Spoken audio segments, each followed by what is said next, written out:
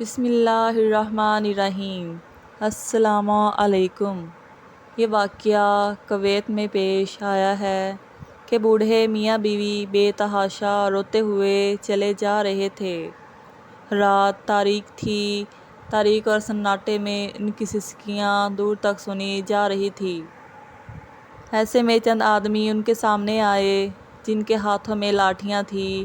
ان آدمیوں میں سے ایک نے ان سے پوچھا، تم کون ہو اور اس طرح کیوں رو رہے ہو؟ انہوں نے جواب دیا کہ ہم میاں بیوی ہیں اور ہمارے بیٹے نے ہمیں گھر سے نکال دیا ہے۔ اب ہمیں اپنی منزل کا تو پتہ نہیں، اس وقت کسی سرائے کی تلاش میں جا رہے ہیں تاکہ رات گزار سکیں۔ ان آدمیوں نے دونوں میاں بیوی کا جائزہ لیا۔ وہ بہت بوڑھے اور کمزور تھے۔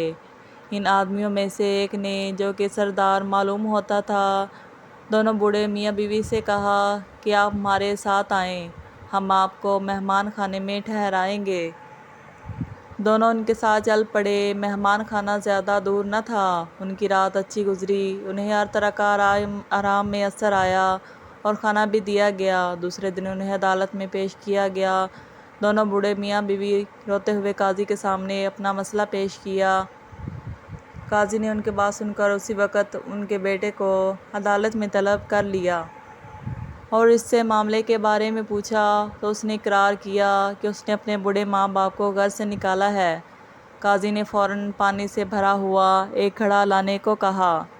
جب گھڑا آ گیا تو قاضی نے گھڑے کو اس نوجوان کے پیٹ کے ساتھ باندھنے کا حکم دیا۔ جب گھڑا بندھ گیا تو قاضی نے اسے حکم دیا کہ اگر یہ گھڑا ٹوٹ گیا یا اس سے پانی گرا تو پھر تجھے سزائے موت دی جائے گی۔ وہ نوجوان گھڑے کے باندھنے پر بہت پریشان ہوا۔ اب نہ سو سکتا تھا، نہ سکون سے کوئی چیز کھا سکتا تھا۔ جیسے جیسے وقت گزرتا جا رہا تھا، اس کی پریشانی میں اضافہ ہوتا جا رہا تھا۔ شام کو اس کے ماں باپ کو اس کے سامنے لایا گیا۔ دونوں بیٹے کی حالت دیکھ کر بے چین ہو گئے۔ ماں کی محبت کا کوئی پیمانہ نہیں۔ جو ہی ماں نے اپنے بیٹے کو دیکھا، ماں کی آنکھوں میں آنسو آ گئے۔ انہوں نے قاضی صاحب سے کہا، مہربانی فرما کر اسے رہا کر دیں اور گھڑا اتروا دیں، ہم اس کی حالت نہیں دیکھ سکتے۔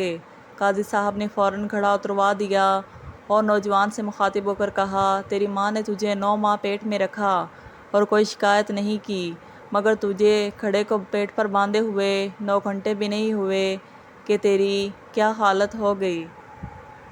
انہوں نے تجھے پالا پوسا، ہر طرح کی تکلیف خود اٹھائی، تجھے آرام پہنچایا، یہاں تک کہ جب تم نے انہیں گھر سے نکالا اس وقت بھی تجھے تکلیف میں دیکھ کر برداشت نہیں کر سکے، اور تو انہیں ان کی مہربانیوں کا یہ صلہ دینا چاہتے ہو۔ اس عمر میں یہ دھکے کھا رہے ہیں۔ قاضی صاحب کی بات تیر کی طرح اس کے دل و دماغ میں اترتی چلی گئی۔